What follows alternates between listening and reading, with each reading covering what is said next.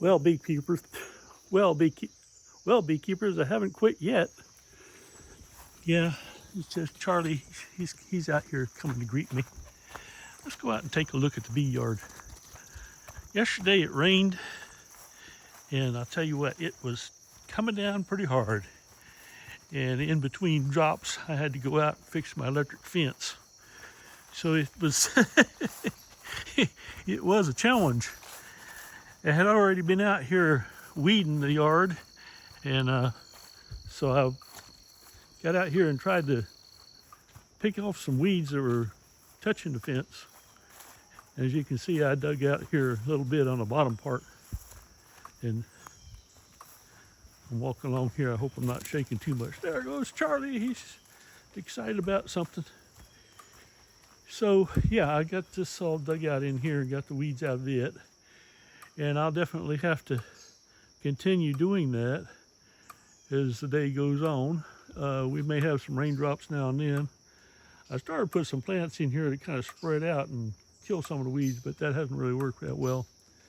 I still got a long ways to go on them. So the electric fence was shorted out somewhere. I think it was touching too many weeds, and so I said, okay, it's time. I got to get out there and do it. Now, I still got some tall ones right here that need to be taken away from the entrances. I don't think it really hurts them though. But at the same time, it bothers me because I don't like wading through weeds and picking up ticks. Yeah, I do that.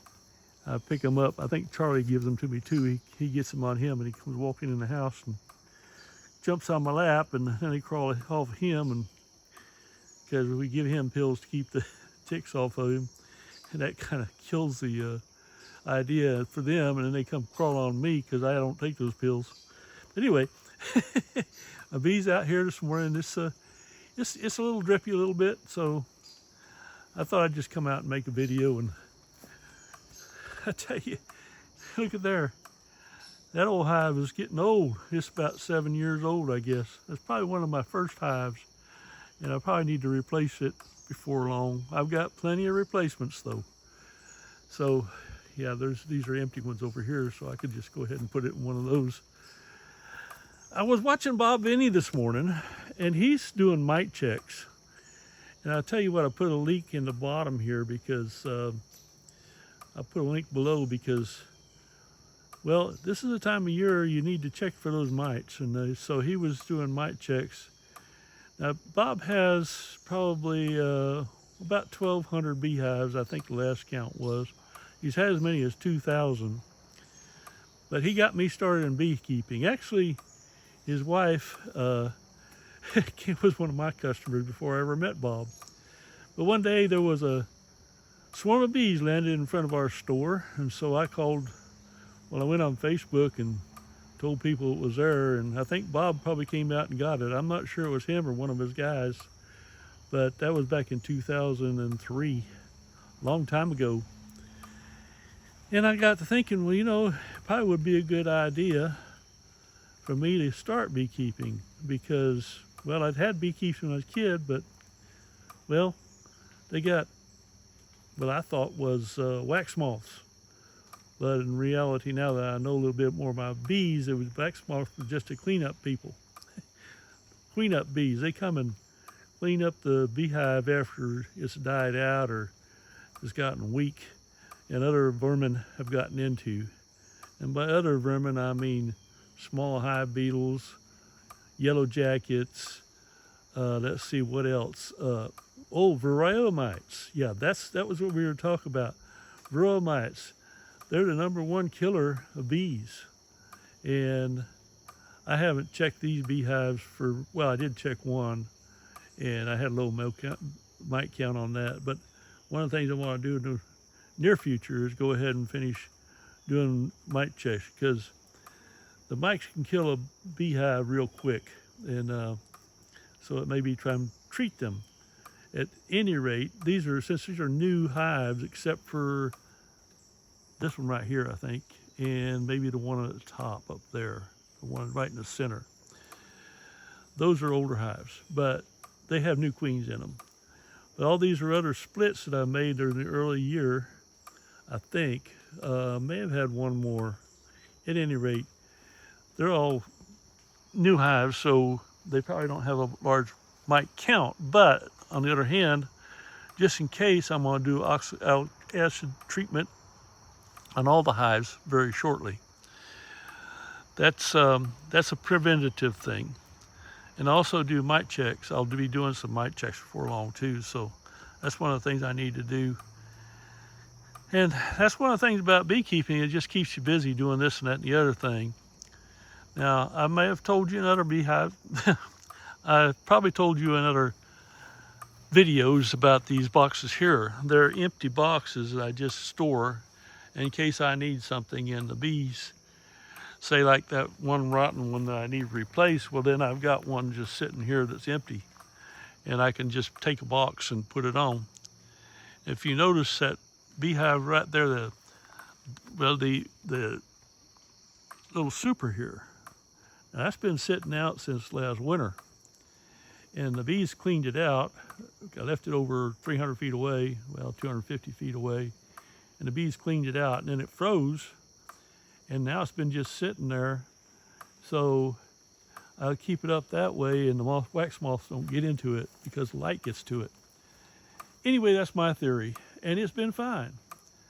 Now, that probably doesn't help the way it's sitting because it's going to be rotten down there in the bottom, but eventually I'll probably move that somewhere where I can keep it over winter until I need it next year. And yeah, there probably will be a next year. I wanted to quit because I got stung so bad the other day, and I know you probably saw the video, but it's just, I've got the stuff. I almost have the energy. I'm still old, so that's why all this stuff doesn't get done as promptly as it should.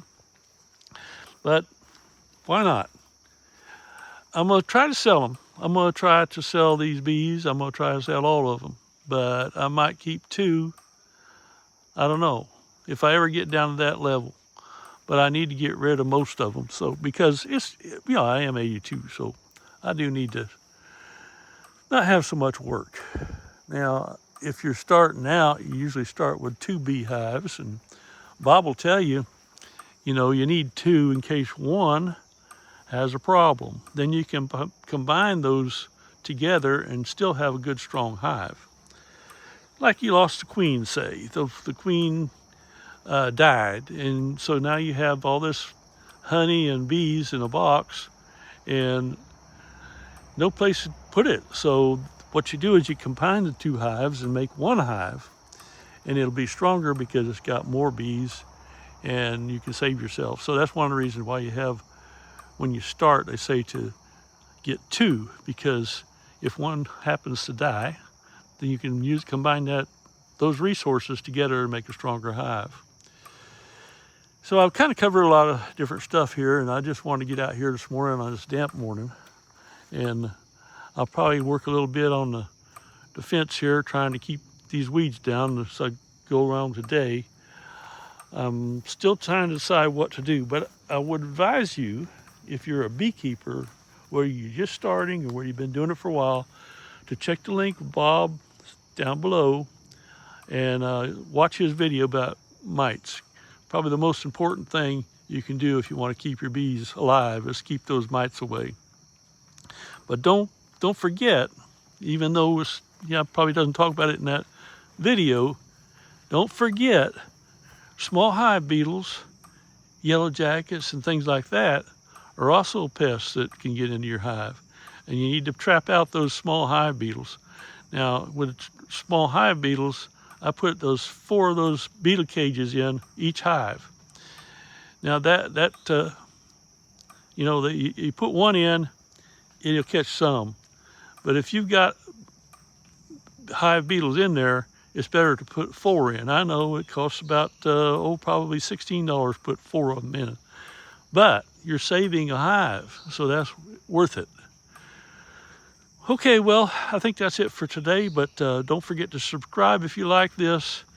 I just thought I'd get out here in the stump garden and give you a little heads up of what's going on, and I know I got pretty upset the other day about quitting. You can watch that video if you want. Look it up, and maybe I'll put a link to it too in there, because I was pretty upset getting stung by this beehive right here. They got me really good, and I was going to quit that day, and I probably will quit, but not until I have to, because, well, not until I can get rid of a lot of them, get rid of a lot of equipment that I've got that's hanging around. So hit that subscribe button and continue to watch if you're interested in beekeeping. I tell it how it is. I tell how I do, and how, this is the way I keep bees, and I might not do it all right, but this is what I do. So be sure and make sure that you make up your own mind what to do and how to do it. Don't just pay attention to me. Pay attention to people like Bob Benny. He's one of the best I know in beekeeping. He's been doing it for 40 years. I've been telling me for the last 10 years, you're doing 40 years. I think he's probably doing 50 now. I don't know.